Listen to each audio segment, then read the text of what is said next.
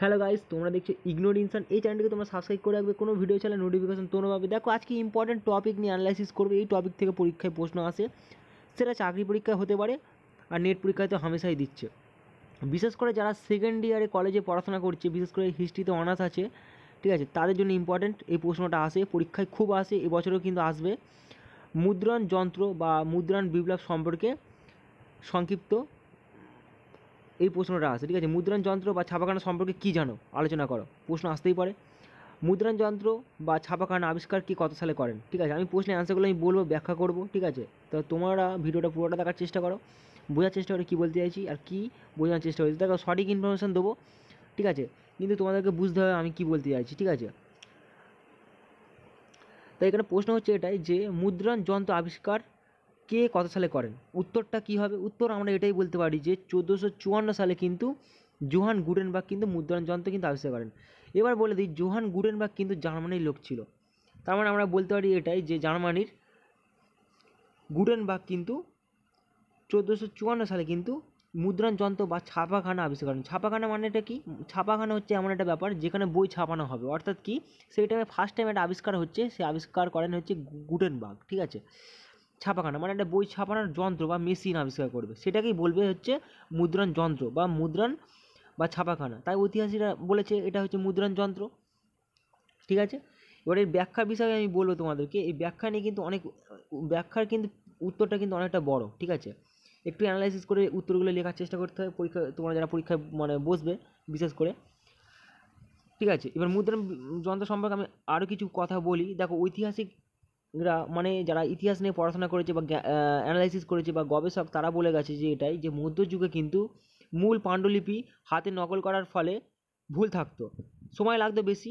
Johann Gutenberg মানে জার্মানির Johann Gutenberg যখন হচ্ছে কাঠের সিসা মানে কাঠের ব্লকে সিসার অক্ষরের সাহায্যে বই ছাপানোর নতুন একটা কৌশল আবিষ্কার করেন, এটাকেই বলা হয় যে মুদ্রণ যন্ত্র বা মুদ্রণ বিপ্লব, ঠিক আছে।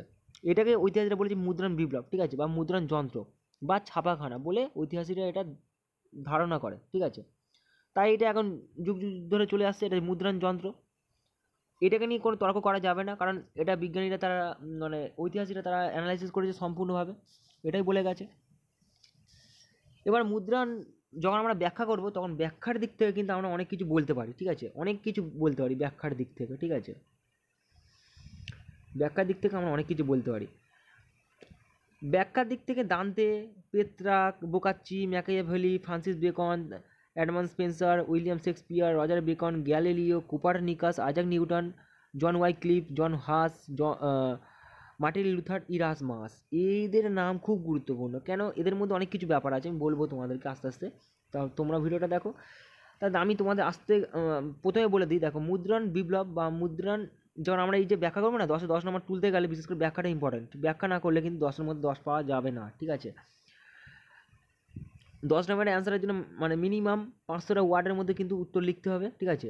আর 5 নম্বরে যদি টিকা আসে তাহলে 250টা শব্দের মধ্যে কিন্তু অ্যান্সার লিখতে হবে, ঠিক আছে। তাহলে আমরা মুদ্রণ যন্ত্র বা ছাপাখানা সম্পর্কে যখন আমরা অ্যানালাইসিস করে অ্যান্সার লিখবো, তখন আমাদেরকে এই ইনফরমেশনগুলো দিতেই হবে। এইগুলো পয়েন্ট থাকবে, সবার লাস্টে হচ্ছে উপসংহার বলে নিজেদের ঐতিহাসিকরা কী বক্তব্য পেশ করেছে সেটা কিন্তু উপসংহার হিসাবে আমাদের কিন্তু বিবেচনা করতে হবে, মানে অ্যান্সারে অ্যানালাইসিস করতে হবে, তাহলে আমাদের অ্যান্সারটা কিন্তু সঠিকভাবে দাঁড়াবে, ঠিক আছে। এবার আমি তোমাদের বলবো, চাপের কোনো ব্যাপার না, অ্যান্সার লেখা খুব সহজ, ঠিক আছে। একটু জানতে হবে, তোমাদেরকে ইনফরমেশান জানতে হবে, ঠিক আছে। ইনফরমেশান আমি তোমাদের বলবো, আজকে ভিডিওতে আমি ইনফরমেশান দেবো এইভাবেই। দেখো, মুদ্রণ যন্ত্র বা ছাপাখানা যখন গুটেনবার্গ আবিষ্কার করেছে, ঠিক আছে, তখন কিন্তু সেই টাইমে কিন্তু একটা নতুন একটা অধ্যায় হচ্ছে, ঠিক আছে। মানে সেখানে কিন্তু নবজাগরণের একটা ব্যাপার আছে। নবজন্ম মানে নতুন একটা প্রজন্ম, অর্থাৎ কি মানুষ তখন সেই সময় খুব একটা বুঝতো না, পড়াশোনার দিক থেকে কম, সব নেগেটিভিটি, ঠিক আছে। সরকারের বিরুদ্ধে লড়াই করবে, সেই সমস্ত বিষয়ে কারা লড়বে? সাধারণ মানুষ লড়বে, ইয়াং ছেলেরা লড়বে, ছাত্রছাত্রী যারা আছে তারা লড়বে। সেই দিক থেকে বলা হয় না নবজাগরণ সেই টাইমে হচ্ছে, নতুন একটা প্রজন্মের জন্ম হচ্ছে। এই যে গুটেনবার্গ যখন আবিষ্কার করেছে ছাপাখানা, এই ছাপাখানাতে সর্বপ্রথম কিন্তু লাতিন ভাষায়, ঠিক আছে, বাইবেল কিন্তু প্রথম একটা পুস্তক বা বই বলা যেতে পারে, লাতিন বাইবেল প্রথম পুস্তক, যেখানে কিন্তু গুটেনবার্গের ছাপাখানায় কিন্তু সর্বপ্রথম কিন্তু ছাপানো হয়েছিল। এটা পরীক্ষায় প্রশ্ন আসতেই পারে যে ছাপাখানায় প্রথম প্রথম বাইবেল কিন্তু ছাপা হয়। এই প্রশ্নটা কিন্তু একটা কমন কোশ্চেন বলা যেতেই পারে, ঠিক আছে, ইম্পর্টেন্ট ব্যাপার। এবার এর মধ্যে অনেক কিছু ব্যাপার আছে, মানবতাবাদী আছে, সমাজপ্রেমী আছে, ঠিক আছে, রাষ্ট্রচিন্তার নায়করা আছে, বিজ্ঞানীরা আছে, তারপরে হচ্ছে ধর্ম সংস্কারের দিক থেকে যে সমস্ত নেতারা আন্দোলন করেছে তাদের সম্পর্কেও তোমাদেরকে ব্যাখ্যা করতে হবে, ঠিক আছে। ধর্ম সংস্কারের দিক থেকে কী কারা আছে? জন ওয়াইক্লিফ আছে, জন হাস আছে, মার্টিন লুথার, ইরাসমাস, এরা কিন্তু ধর্ম সংস্কারের দিক থেকে আন্দোলন করেছিল। আর বিজ্ঞানের দিক থেকে Roger Bacon, Galileo, Copernicus, Isaac Newton এরাও কিন্তু অ্যানালাইসিস করেছে, আবিষ্কার করেছে। কারণ কি, যখন আমরা উত্তর লিখবো বিশেষ করে জোহান গুটেনবার্গের এই ডিটেলসটা, তখন আমাদের এই জিনিসটা বলতেই হবে, বিশেষ করে অ্যান্সারে ব্যাখ্যার দিক থেকে কি বলতে হবে যে এই যে দান্তে, Petrarch, Boccaccio, Machiavelli, Francis beacon, এদের সব কটার আমি নাম বললাম, তো এরা কী করেছিল, এরা বই লিখেছে।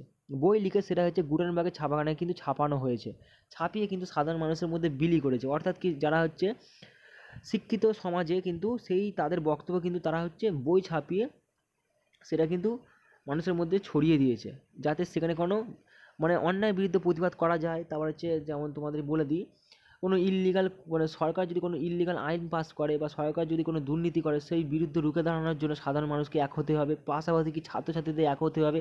সেই উদ্দেশ্যে কিন্তু জোহান গুটেনবার্গ যখন এই ছাপাখানা আবিষ্কার করেছে, তো তখন এটার ফলাফল হিসাবে এই উত্তরগুলো আমাদের বলা যেতেই পারে, অ্যান্সারে আরামসে লিখে যেতে পারে, ঠিক আছে।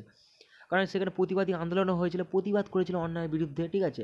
ধর্মের দিক থেকে মানে যে সমস্ত মানে নোংরা রাজনীতি ছিল, সেই মানে ধর্ম সংস্কারের দিক থেকে এই যে নেতাগুলোর নাম বললাম, যে জন ওয়াইক্লিফ, তারপর জন হাস, মার্টিন লুথার, তারপর হচ্ছে ইরাসমাস, এরা ধর্ম সংস্কারের দিক থেকে লড়াই করেছিল। এবার বিজ্ঞান জগতে আবার এই যে গুটেনবার্গের ফার্স্ট টাইম যখন ছাপাখানা মানে মুদ্রণ যন্ত্র বা ছাপাখানা আবিষ্কার হয়েছিল, এই যে মুদ্রণ বিপ্লবের ফলাফল হিসাবে কিন্তু অন্য যারা বিজ্ঞানীরা আছে তারাও কিন্তু নতুন নতুন টেকনোলজির দিক থেকে তারা উন্নতি করেছে, সায়েন্স ডিপার্টমেন্টটাকে এগিয়ে নিয়ে গেছে।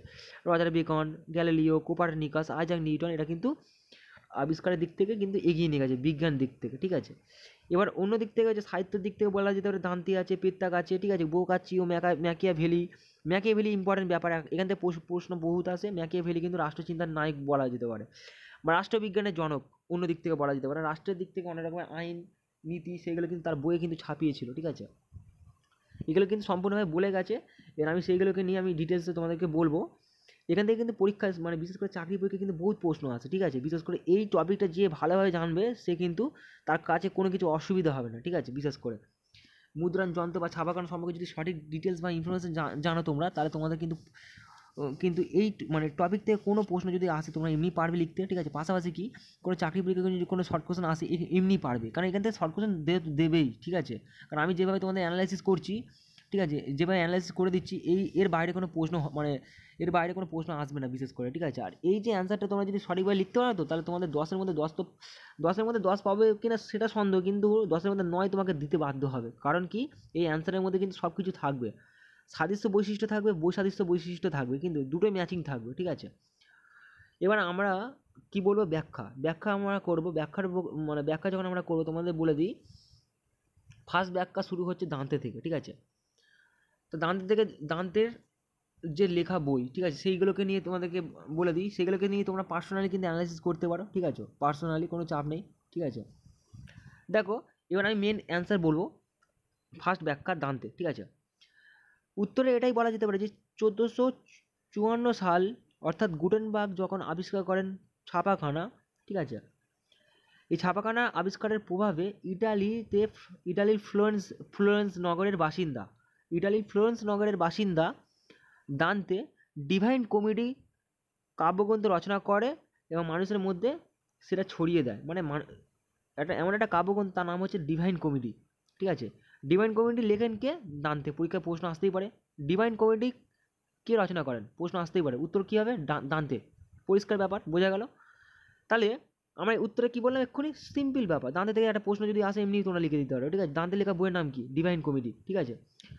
তাহলে আমরা এটাই বলতে পারি যে ইটালির ফ্লোরেন্স নগরের বাসিন্দা দান্তে কিন্তু ডিভাইন কমেডি গ্রন্থ রচনা করেন এবং মানে বই ছাপায়, এবং সেই বইয়ের মধ্যে যা যা লেখা আছে সেটা কিন্তু সাধারণ মানুষের মধ্যে ছড়িয়ে দেয়। মানে সেই বই পড়ে যারা জ্ঞান অর্জন করে তারা কিন্তু অন্যায়ের বিরুদ্ধে পরবর্তীকালে রুখে দাঁড়ায়, ঠিক আছে, হয়ে গেল। দ্বিতীয় ব্যাপার হচ্ছে পেত্রাক এবং বোকাচ্চি, এই দুটো সম্পর্কেই বলবো, ঠিক আছে। পেত্রাক এবং মানে বোকাচ্চিও, এদের দুজনকে সাধারণভাবে বলা হয় মানবতাবাদীদের একটা নায়ক, ঠিক আছে। মানবতাবাদী মানে কি? মানবতাবাদীদের মূল লক্ষ্য হচ্ছে মানুষের মঙ্গল সাধন করা, মানে জনগণের কিন্তু উপকার করা, ঠিক আছে, অন্যায়ের বিরুদ্ধে লড়াই করা, পাশাপাশি হচ্ছে মানুষের যাতে সুখ শান্তি ফিরে আসে সেই সব চিন্তাভাবনা করা, তাদেরকেই বলা হয় মানবতাবাদী। এদের মূল উদ্দেশ্য হচ্ছে মানুষের মঙ্গল বা সেবা করা হচ্ছে মানবতাবাদীদের প্রধান কাজ। যেমন তার মধ্যে আমি পেলাম হচ্ছে পেত্রাককে পেলাম আর বোকাচ্চি পেলাম, ঠিক আছে। এই পেত্রাক এবং বোকাচ্চি এরা দুজনেই কিন্তু ভালো মানুষ ছিল, অর্থাৎ কি মানবতাবাদীর নায়ক বলা যেতেই পারে এদের দুজনকে। পেত্রাক বোকাচ্চি কিন্তু নিজস্ব বক্তব্য কিন্তু সাধারণ মানুষের সামনে তুলে ধরে, লাতিন ভাষায় কিন্তু ইলিয়াড ও ওডিসি মহাকাব্য কিন্তু অনুবাদ করেন। পরীক্ষায় প্রশ্ন আসতে পারে যে বোকাচ্চির লেখা বইয়ের নাম কি, ঠিক আছে। ইলিয়াড ও ওডিসি মহাকাব্য কে লেখেন? উত্তর কী হবে? বোকাচ্চি। পরীক্ষায় প্রশ্ন আসতে পারে। যদি পরীক্ষায় এই প্রশ্নটা আসে যে একজন মানবতাবাদীর নাম লেখো, উত্তর কী হবে? পেত্রাক বললে ঠিক হবে, দান্তে বললেও ঠিক হবে, বোকাচ্চি বললেও ঠিক হবে। পরিষ্কার ব্যাপার, বোঝা গেল? আমরা ব্যাখ্যা করছি উত্তরটা, ঠিক আছে, মানে এই বড় প্রশ্নের অ্যান্সারটা আমরা ব্যাখ্যা করছি, ঠিক আছে। তাহলে এইভাবে বলা যেতে পারে। এবং যেভাবে বোকাচ্চি আর হচ্ছে পেত্রাক আন্দোলন করেছিল, মানে বই লিখে, সেটা কিন্তু সাধারণ মানুষের মধ্যে মানে নবজাগরণ এবং মানবতাবাদীদের মধ্যে একটা আলোড়ন সৃষ্টি করেছিল, মানে মানুষকে এক করেছিল, সাধারণ মানুষকে, পাশাপাশি ছাত্র বা স্টুডেন্টকে এক করেছিল। এবার আমি তোমাদেরকে বলবো 1454 সাল, ঠিক আছে, যখন গুটেনবার্গ ছাপাখানা আবিষ্কার করেছিল, সেই টাইম মানে এর প্রভাবে কি হয়, ম্যাকিয়াভেলি। এবার আমি আলোচনা করব ম্যাকিয়াভেলি। ম্যাকিয়াভেলি কিন্তু বই লেখে, কি বই লেখে? The Prince. পরীক্ষায় প্রশ্ন আসতে পারে প্রিন্স গ্রন্থের লেখককে। দি প্রিন্স গ্রন্থের লেখক হচ্ছে ম্যাকিয়াভেলি। ম্যাকিয়াভেলি প্রিন্স গ্রন্থ লেখে এবং সেই গ্রন্থের মধ্যে সম্পূর্ণ কিন্তু রাষ্ট্রকে নিয়ে আলোচনা করা আছে, ঠিক আছে, অর্থাৎ সরকারের দুর্নীতি বা সরকারের তথ্য সম্পর্কে কিন্তু লেখা ছিল, ঠিক আছে। ম্যাকিয়াভেলি তার গ্রন্থে সম্পূর্ণ লিখে গেছে, দ্য প্রিন্স গ্রন্থে, ঠিক আছে। আর সেই বই কিন্তু যারা ফলো করেছে তারা কিন্তু প্রতিবাদ করেছে, মানে অন্যায়ের বিরুদ্ধে, আন্দোলনের বিরুদ্ধে, ঠিক আছে, মানে সরকারের দুর্নীতির বিরুদ্ধে। তাই ম্যাকিয়াভেলি সেই টাইমে কিন্তু এই যে বললাম এক্ষুনি 1454 সালে, অর্থাৎ গুটেনবার্গের ছাপাখানা আবিষ্কারের ফলেই কিন্তু এইগুলো হচ্ছে, ঠিক আছে। আবার ইংল্যান্ডে নবজাগরণের সুক্তারা হিসাবে কিন্তু চসার নামটা এখানে বলা হয়নি। চসারের নামও ইম্পর্টেন্ট, ঠিক আছে, কারণ এর পরবর্তীকালে কিন্তু এই ম্যাকিয়াভেলি পরবর্তীকালে ইংল্যান্ডে দেখা যায় যে নবজাগরণের দিক থেকে বলা যেতে পারে যে নবজাগরণের সুক্তারা কাকে বলা হয়? চসারকে বলা হয়। চসারের লেখা বইয়ের নাম হচ্ছে দি ক্যান্টারবেরি টেলস। পরীক্ষা প্রশ্ন আসতে পারে দি ক্যান্টারবেরি টেলস গ্রন্থের লেখককে? উত্তরটা হচ্ছে চসার, ঠিক আছে। তোমরা ভিডিওটা পুরোটা দেখার চেষ্টা করো, কথাগুলো শোনার চেষ্টা করো, আমি কিন্তু মেন অ্যান্সারগুলো কিন্তু ব্যাখ্যা করছি। এবার তারপরে আমি অ্যানালাইসিস করবো ফ্রান্সিস বেকন। আমরা উত্তরে ব্যাখ্যাই করছি এটা, ঠিক আছে। ফ্রান্সিস বেকন সম্পর্কে আমরা লিখতে পারবো, এটাই সহজেই ব্যাপার। ফ্রান্সিস বেকন কিন্তু নিউ আটলান্টিক নভাম আগাম নামক বই রচনা করে। পরীক্ষায় প্রশ্ন আসতেই পারে ফ্রান্সিস বেকনের লেখা বইয়ের নাম কি? নিউ আটলান্টিস ও নভাম আগাম রচনা করে কিন্তু দর্শনকে কিন্তু মজবুত করেছিল, মানে দর্শনকে মজবুত করেছিল এবং নবজাগরণের ইতিহাস কিন্তু মজবুত করে রেখেছিল, ঠিক আছে। তারপরে আমরা বলবো হচ্ছে অ্যাডভান্স স্পেন্সার কী কাজ করেছিল? 1552 থেকে 1599 সালের রাজত্বকালে কিন্তু অ্যাডভান্স স্পেন্সারের রাজত্বকালে কিন্তু দেখা যায় যে সেও কিন্তু বই লেখে, ঠিক আছে। ইম্পর্টেন্ট ব্যাপার, সে কিন্তু একটা ক্যালেন্ডার তৈরি করে, ক্যালেন্ডারের নাম হচ্ছে শেপার্ড ক্যালেন্ডার। প্রশ্ন আসতে পারে শেপার্ড ক্যালেন্ডার কে প্রতিষ্ঠা করেন, ঠিক আছে। শেপার্ড ক্যালেন্ডার প্রতিষ্ঠা করেন হচ্ছে অ্যাডভান্স স্পেন্সার। সাল কত? 1552 থেকে, আমি এখানে লিখে দিচ্ছি বুঝতে তোমার সুবিধা, 1552 থেকে 1599, ঠিক আছে। এটা কিন্তু অ্যাডভান্স স্পেন্সারের কিন্তু রাজত্বকাল ছিল। আর অ্যাডভান্স স্পেন্সারের রাজত্বকালে কিন্তু সে কিন্তু বই লেখে, বইয়ের নাম হচ্ছে ফেরারি কুইন। কাব্য রচনা করেন কিন্তু অ্যাডভান্স স্পেন্সার, মানে অ্যাডভান্স স্পেন্সারের বইয়ের নাম হচ্ছে, মানে এমন একটা বই লেখে সেটা হচ্ছে ফেরারি কুইন। কাব্য রচনা করেন হচ্ছে অ্যাডভান্স স্পেন্সার 1552 থেকে 1599 সালে। অ্যাডভান্স স্পেন্সার রাজত্বকালে কিন্তু সে কিন্তু ক্যালেন্ডার তৈরি করে। কি ক্যালেন্ডার? Shepherd calendar. প্রশ্ন আসতে পারে শেপার্ড ক্যালেন্ডার কে রচনা করেন বা কে তৈরি করে বা কে চালু করে? উত্তর হচ্ছে অ্যাডভান্স স্পেন্সার। এইভাবে প্রশ্ন করতে পারে, ঠিক আছে। পরীক্ষা কিন্তু প্রশ্ন কিন্তু কনফিউশন টাইপসে করে, তাই আমি তোমাদের বলেছি হিস্ট্রি খুব কঠিন সাবজেক্ট, তাই তোমাদেরকে স্ট্রিক্টলি পড়াশোনা করতে হবে, ঠিক আছে। আমি এটাকে অ্যানালাইসিস করে দিলাম। তারপর হচ্ছে উইলিয়াম শেক্সপিয়ার সম্পর্কে আমি ডিটেলসে বলবো। দেখো এখানে অ্যান্সারে কিন্তু আমাদের এইগুলোকে কিন্তু অল্প অল্প করে লিখতে হবে, ঠিক আছে। উইলিয়াম শেক্সপিয়ার সম্পর্কে পুরো ডিটেলস না দিলেও উইলিয়াম শেক্সপিয়ার কিন্তু রাজত্বকালটা সম্পর্কে বলতে হবে। উইলিয়াম শেক্সপিয়ারের রাজত্বকাল আমরা কি জানি যে 1564 সাল থেকে ষোলোশো এটা হচ্ছে উইলিয়াম শেক্সপিয়ারের কিন্তু রাজনৈতিক রাজত্বকাল ছিল, ঠিক আছে। উইলিয়াম শেক্সপিয়ার কিন্তু বহুত বই লিখেছে, 37টি নাটক সে রচনা করেছিল, তার মধ্যে কিন্তু গুরুত্বপূর্ণ বলা যেতে পারে ম্যাকবেথ। ম্যাকবেথ কে রচনা করেছেন? William Shakespeare. পরীক্ষা প্রশ্ন আসতে পারে ম্যাকবেথ কার লেখা? উত্তর হচ্ছে উইলিয়াম শেক্সপিয়ার। বোঝা গেল। তারপর আমি অ্যানালাইসিস করবো হচ্ছে রজার বেকন সংক্রান্ত বিষয়, ঠিক আছে। রজার বেকন কী কাজ করেছিল সেটা বলে দিচ্ছি। রজার বেকন, ঠিক আছে, রজার বেকনের রাজনৈতিক রাজত্বকাল হচ্ছে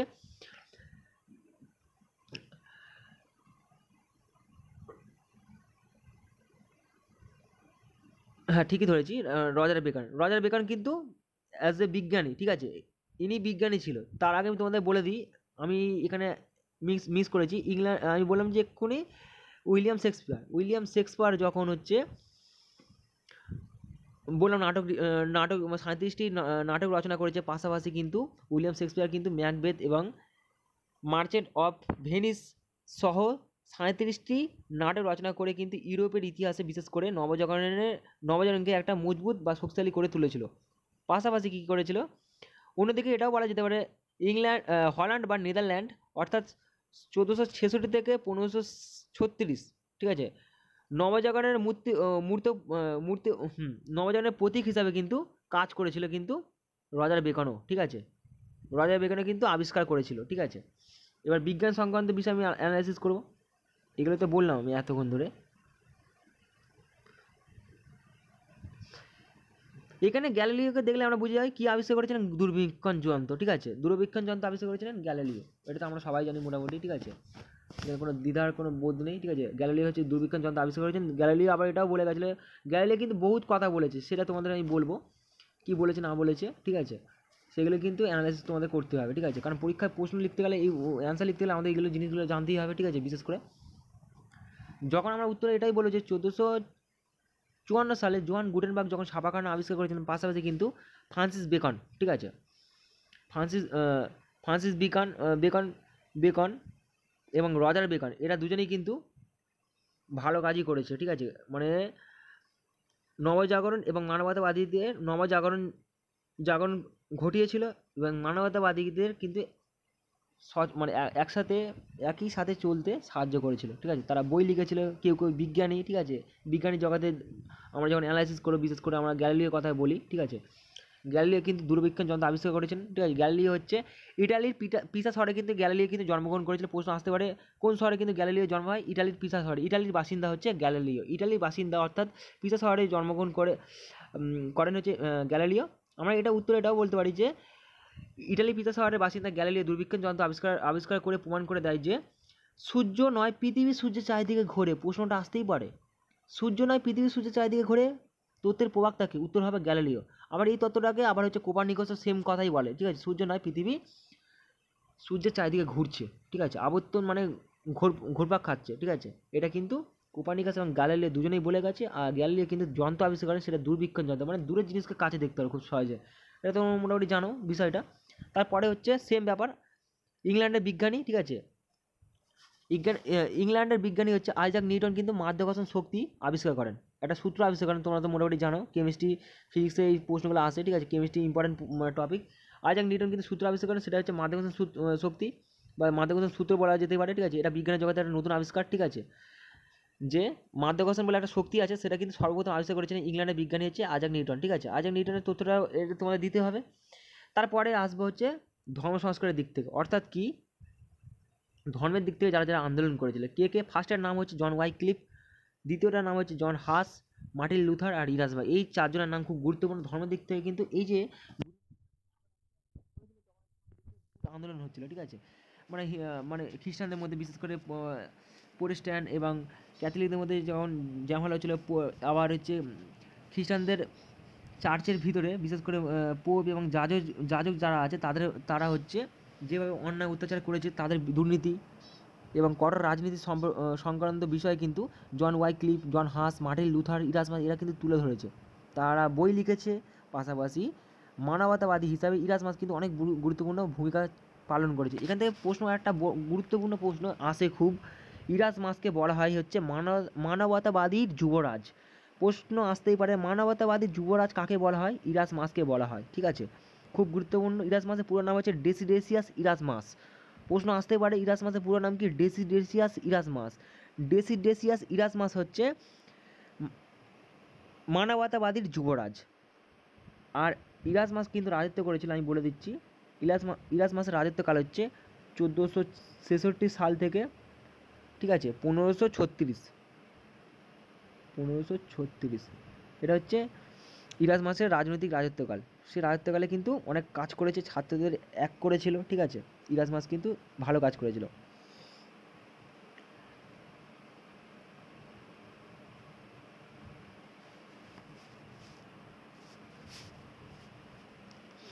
এবার ইরাসমাসের লেখা বইয়ের নাম কি? প্রশ্ন আসতে পারে। এবার ইরাসমাস সম্পর্কে যখন ডিটেলস লিখবো তখন একটা মেন বই বা গ্রন্থ রচনা করেছে, তার নাম হচ্ছে, সেই বইটির নাম হচ্ছে পেজ অফ ফেলি। প্রশ্ন আসতে পারে পেজ অফ ফেলি গ্রন্থের লেখককে? উত্তর হবে ইরাসমাস, ঠিক আছে। ইরাসমাসের লেখা বইয়ের নাম হচ্ছে পেজ অফ ফেলি। তার আগে আমি আলোচনা করিনি, মার্টিন লুথার বাকি আছে, জন হাস বাকি আছে, জন ওয়াইক্লিফ, এদের তিনজনের সম্পর্কে আমি বলে দিই।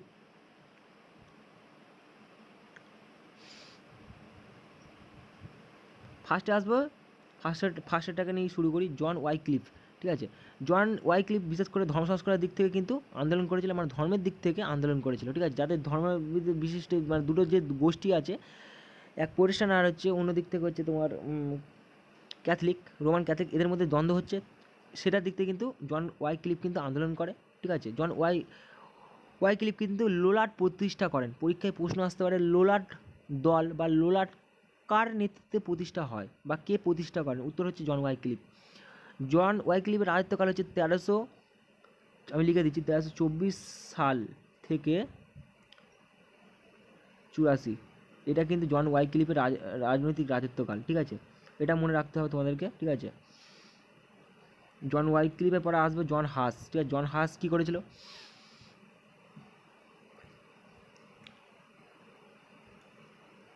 জন হাসের রাজত্বকাল হচ্ছে 1300, আমি এটা বলেছি 1373 সাল থেকে 1415, ঠিক আছে। 1415 সালে তার মৃত্যু হয়, ঠিক আছে। এখানে জন্মমৃত্যু থেকে প্রশ্ন আসে না, ঠিক আছে। এখানে প্রশ্ন হচ্ছে সে কী করেছে, ঠিক আছে। জন হাস কিন্তু পোপদের বিরুদ্ধে একটা নতুন মানে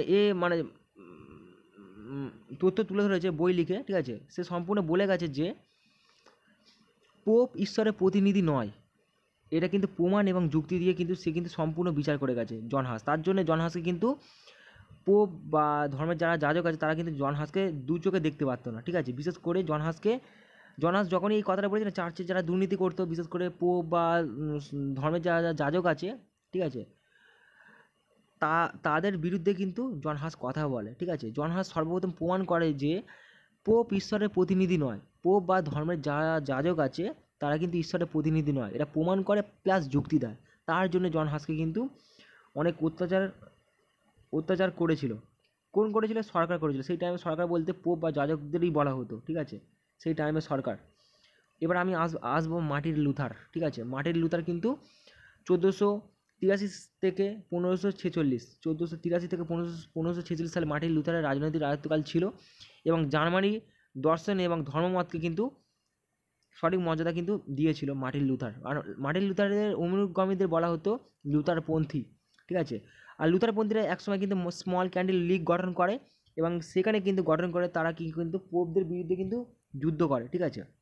এবং মার্টিন লুথারের অনুগামী বিশেষ করে অন্য রকমের ব্যক্তি ছিল, আমি বলে দিচ্ছি কীরকম ব্যক্তি ছিল। তারা কিন্তু যারা খ্রিস্টান ধর্মের যারা হচ্ছে মানে প্রোটেস্ট্যান্ট তাদেরকে কিন্তু মানবে না, ঠিক আছে। তাদের উপর কিন্তু খুব রুষ্ট ছিল, ঠিক আছে। সরি, মানে যারা ক্যাথলিক ছিল তাদের উপর রুষ্ট ছিল। লুথারপন্থীরা সবসময় হচ্ছে প্রোটেস্ট্যান্টদের উপর সাপোর্টে ছিল, ঠিক আছে। সেই দিক থেকে কিন্তু যুদ্ধ অনেক হয়েছিল। আর রানী এলিজাবেথের রাজনৈতিক রাজত্বকালে কিন্তু, ঠিক আছে, তখন পুরো ধর্মের বিষয়টা কিন্তু মীমাংসা হয়ে যায়, ঠিক আছে। রানী এলিজাবেথের কিন্তু রাজনৈতিক রাজত্বকালে সেটা ঘটনাটা ঘটে। এটা কিন্তু উত্তরে আমরা কিন্তু এটাও কিন্তু ব্যাখ্যা করতে হবে, ঠিক আছে। তারপরে হচ্ছে ইরাসমাসের কথা আমি এক্ষুনি বললাম, ঠিক আছে। ইরাসমাস হচ্ছে মানবতাবাদী যুবরাজ, ঠিক আছে। অনেক ভালো কাজ করেছিল ইরাসমাস।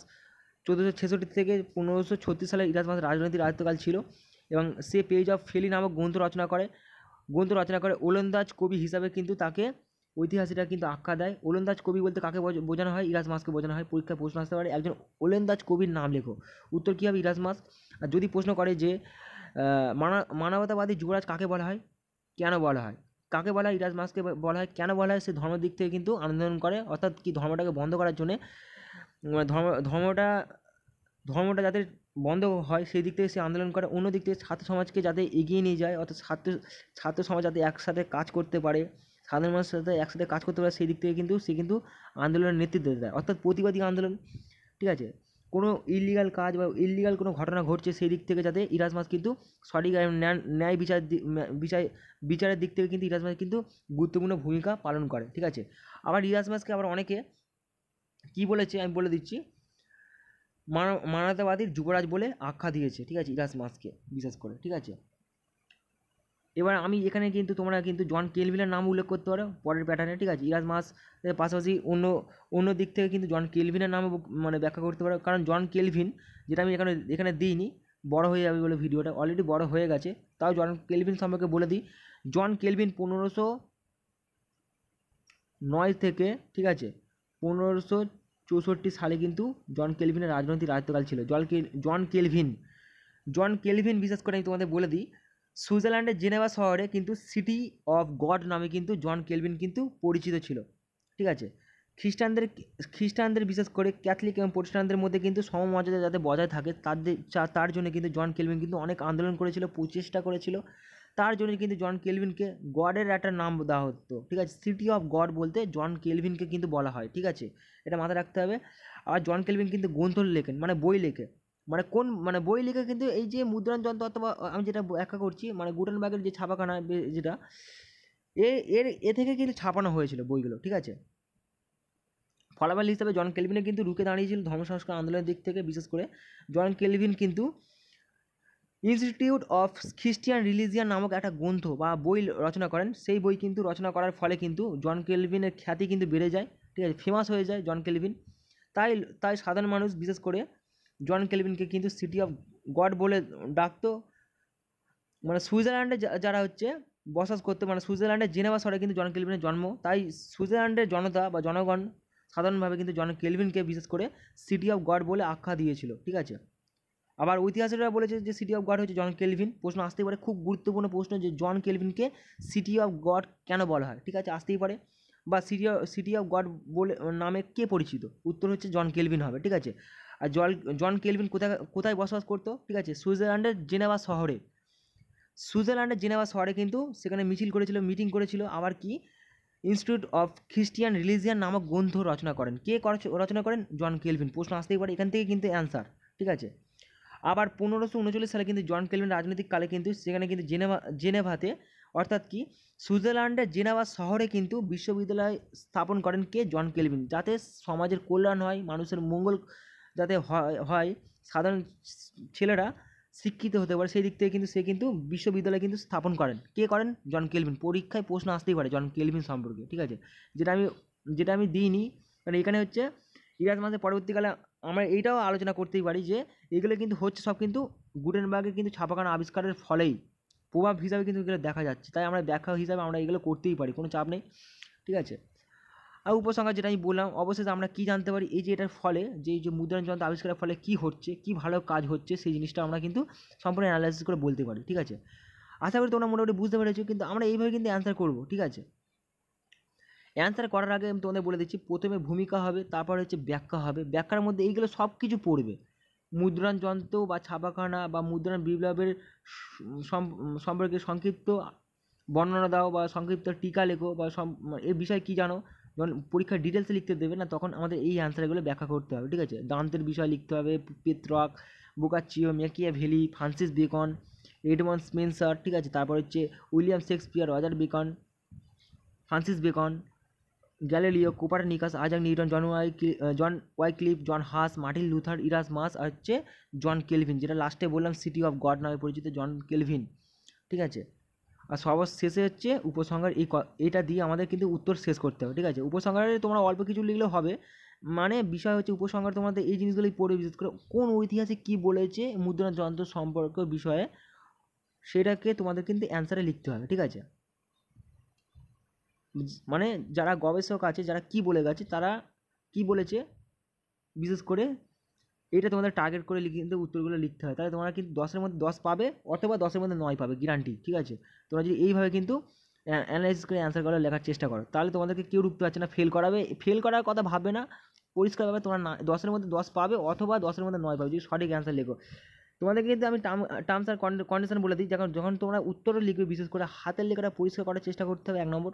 দ্বিতীয় পয়েন্ট হচ্ছে একটা ইমপ্রেসিং ব্যাপার থাকবে, ঠিক আছে? যখন অ্যান্সার লিখছো প্রথমে ভূমিকা থাকবে, তারপরে ইমপ্রেশন কালি চেঞ্জ করে তোমাদের কিন্তু সম্পূর্ণ অ্যানালাইসিস করে অ্যান্সারগুলো লিখতে হবে পার্ট বাই পার্ট, ঠিক আছে? তারপরে লাস্ট হচ্ছে উপসংহার লিখে ব্যাখ্যা করে দেবে, আর চেষ্টা করবে 500টা ওয়ার্ডের মধ্যে তোমাদের কিন্তু অ্যান্সার করা, তাহলে কি 10-এ 10 পাওয়ার সম্ভাবনাটা বেড়ে যাবে, ঠিক আছে? এইভাবে লেখো, কোনো চাপ নেই। আজকে মোটামুটি তোমাদেরকে আমি ইনফরমেশন দেওয়ার চেষ্টা করলাম, আর এই ভিডিওটা কেমন লাগলো কমেন্ট বক্সে কমেন্ট করে জানাবে, ঠিক আছে? আর তোমাদেরকে আমি রিকোয়েস্ট করবো অবশ্যই চ্যানেলগুলো সাবস্ক্রাইব করে রাখো। আমি প্রত্যেকটা ভিডিও কিন্তু অ্যানালাইসিস করি, সম্পূর্ণ অ্যানালাইসিস করে তোমাদেরকে প্রচুর সাজেশন দেওয়ার চেষ্টা করছি, ঠিক আছে? এর আগে যেই সমস্ত অঙ্কের ভিডিওগুলো করেছি সেগুলো কিন্তু চাকরি পরীক্ষা এসছে, ঠিক আছে? ইম্পর্টেন্ট গুরুত্বপূর্ণ সেগুলোকে নিয়ে বলে দিচ্ছি। আর আজকে যেটাকে আমি অ্যানালাইসিস করলাম এটা কিন্তু কলেজ লেভেলে কিন্তু এই প্রশ্নগুলো খুব আসে, আবার কি নেট পরীক্ষায় দিচ্ছে, আবার চাকরি পরীক্ষার জন্য ইম্পর্টেন্ট, আবার কি যারা ক্লাস 10, 11, 12 পড়াশোনা করছে তাদের জন্য ইম্পর্টেন্ট, ঠিক আছে? আর এটাতে কলেজে যারা সেকেন্ড ইয়ারে হিস্ট্রি অনার্স নিয়ে পড়ছে তাদের জন্য এই পরীক্ষায় প্রশ্ন আসবেই, কেউ রুখতে পারছে না। এই যে মুদ্রণ যন্ত্র বা ছাপাখানা সম্পর্কে কিন্তু পরীক্ষায় আসবে, কেউ রুখতে পারছে না, ঠিক আছে? আসবেই, খুব গুরুত্বপূর্ণ আর ভাইটাল একটা টপিক, ঠিক আছে? এই ভাইটাল টপিক থেকে কিন্তু বহুতবার পরীক্ষা এসছে, আর চাকরি পরীক্ষাতে অনাবারত আসছে এখান থেকে প্রশ্ন, ঠিক আছে? তো আজকে ভিডিও আমি এখানে শেষ করবো। তোমরা যারা দেখছো দেখার জন্য ধন্যবাদ। Thanks for watching this video.